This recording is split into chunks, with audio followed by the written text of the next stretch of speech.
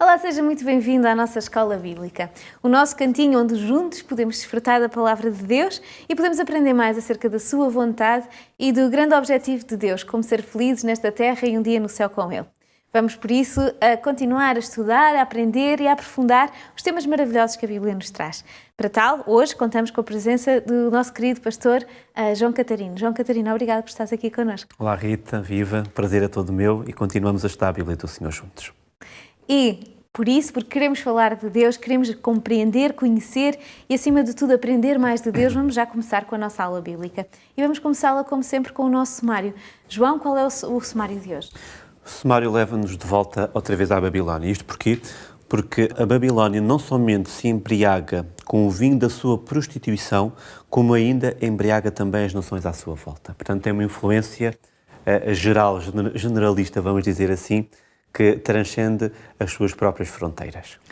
E porque sempre usamos sempre um texto bíblico, que é aquele que nos apoia, é aquele que nós utilizamos para abrir e para ser a base do nosso estudo, vamos fazê-lo. Contamos consigo também que você utilize a sua Bíblia, se tiver em casa que possa abri-la, se não tiver que nos siga através do quadro. E hoje temos um texto de Apocalipse 14, 8. E outro anjo seguinte dizendo: caiu, Babilónia, aquela grande cidade, que a todas as nações deu beber do vinho da ira de sua prostituição.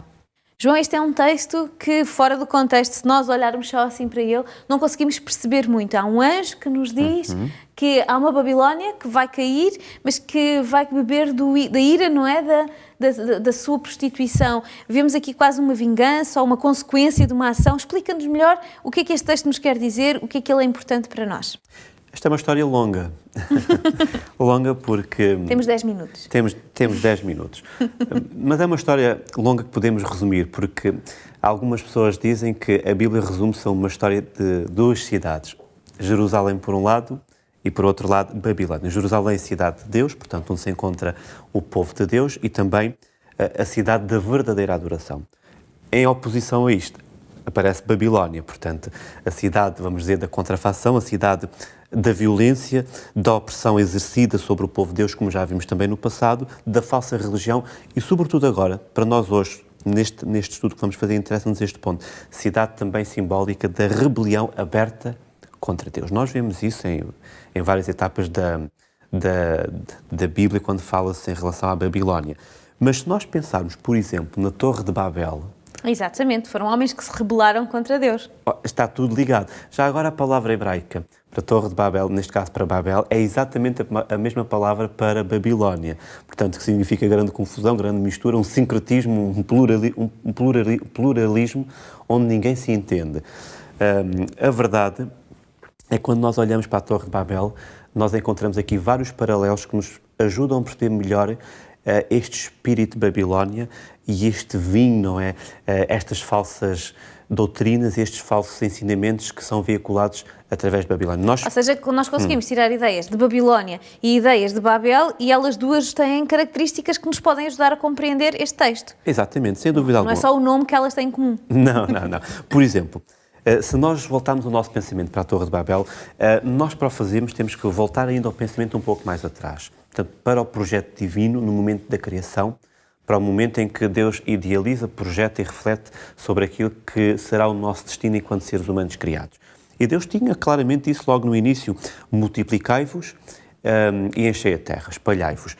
E a verdade é que este era o destino, vamos dizer, o projeto que Deus tinha, que a terra se enchesse de seres humanos, não caídos, naturalmente, não foi o projeto de Deus, mas seres perfeitos, criados à imagem e à semelhança do Criador. Por outro lado, nós vemos também aqui, dentro do quadro ainda inicial da criação de Deus, que Deus coloca um limite ao ser humano. Portanto, apresenta-lhe o Jardim do Éden, depois de lhe ter apresentado todas as árvores das quais Adão e Eva se poderiam alimentar, mostra-lhe uma árvore especial e diz-lhe: desta árvore vocês não podem comer, porque no dia em que comerdes dela, certamente ireis morrer. Agora, o que é que isto nos interessa? Já agora abrimos aqui uma janela porque uma vez uma criança disse-me assim, estava a explicar precisamente essa parte de Deus ter colocado uma árvore, portanto a árvore da ciência do bem e do mal, não é? E que de alguma forma era um limite e que Adão e Eva não poderiam comer dessa árvore. E a criança disse de forma espontânea, porque são assim que elas se expressam, então, mas se Deus não queria que eles comessem do fruto desta árvore, porquê que a colocou lá no jardim? Eles têm estas, enfim, são muito espontâneos, não é? Mas não deixa de ter sua razão. Exatamente. Nós temos que responder a esta questão, porquê que Deus colocou lá a árvore se não queria que eles comessem da árvore?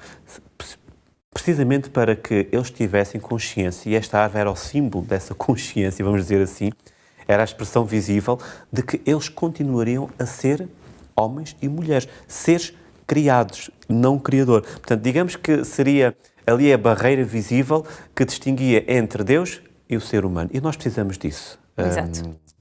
Rita, Deus criou, porque é que meteu lá a árvore? Precisamente porque nós precisamos de limites para sermos pessoas equilibradas, pessoas, vamos dizer, de alguma forma orientadas e de bem na sua vida em geral. Se não temos limites, conhecemos N histórias, muitas histórias, é verdade, de crianças que não têm limites, que os pais não conseguem dizer não e o desequilíbrio que isso causa também. Então, Exato, para sermos ficam felizes... doentes, literalmente doentes. Sim, para sermos felizes precisamos disto. Agora, o que é que isto interessa? Apesar de tudo isto, voltamos à Torre de Babel. Porquê? Porque, apesar deste projeto divino, o que é que eles fazem? Constroem uma torre com que objetivo? Chegar ao céu. Primeiro, eles constroem uma cidade, depois começam a construir a torre. A cidade era para que ficassem ali e não fossem espalhados. Exatamente. Depois constroem uma torre, caso venha um outro dilúvio, portanto, não confiam. Isto é o espírito de Babel, Rita. Não confiam em Deus. Não confiam naquilo que Deus diz. Deus disse que não iria destruir mais a terra através da água, do dilúvio, mas o espírito de Babel não confia. Portanto, como não confia, vai construir uma torre. E depois, em particular, essa torre deveria realmente tocar, o seu cume deveria tocar nos céus. Para quê? Qual é a simbologia, o que é que está aí por detrás e o que é que isso expressa?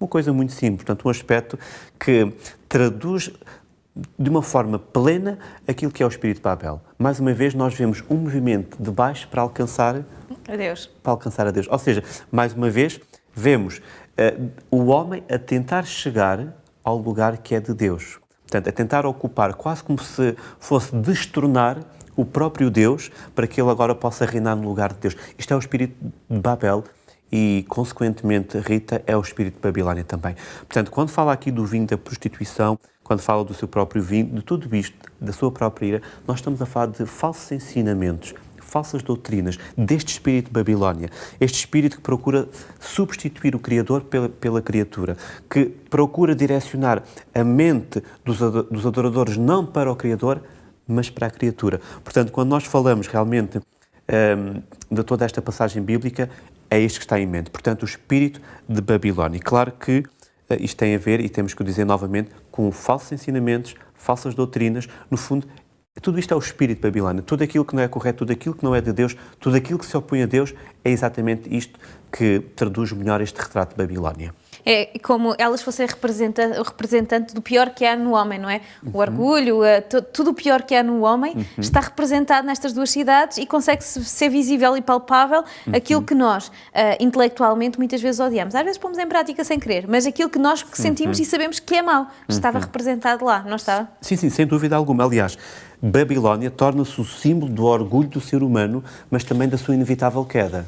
Porque o anjo do Senhor que tu leste no início diz, caiu a grande Babilónia. Porque nós aprendemos já estas coisas, porque estas coisas já nos ensinaram tanto e porque através destas duas cidades conseguimos compreender aquilo que é de Deus e aquilo que não é de Deus. Jerusalém, a cidade de Deus, o comportamento de Deus. Babilónia, Babel, um comportamento de confusão e de completa anarquia, não é? E que levaria à destruição do ser humano caso Deus não colocasse a sua mão.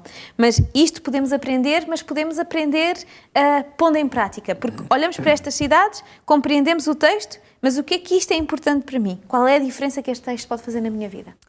É muito importante porque Babilónia é uma força para o mal que se espalhou entre as nações. Portanto, o espírito de Babilónia continua entre nós e terá uma expressão visível muito forte no final dos tempos. O que é que eu devo fazer, o que é que aqueles que nos acompanham podem e devem fazer, precavermos de alguma forma para não sermos apanhados no meio destes ensinamentos falsos, destas doutrinas falsas, procurando cada vez mais entender a vontade de Deus e, claro, naturalmente também tornando-nos nós próprios observadores daquilo que vamos aprendendo a cada aula bíblica aqui neste espaço.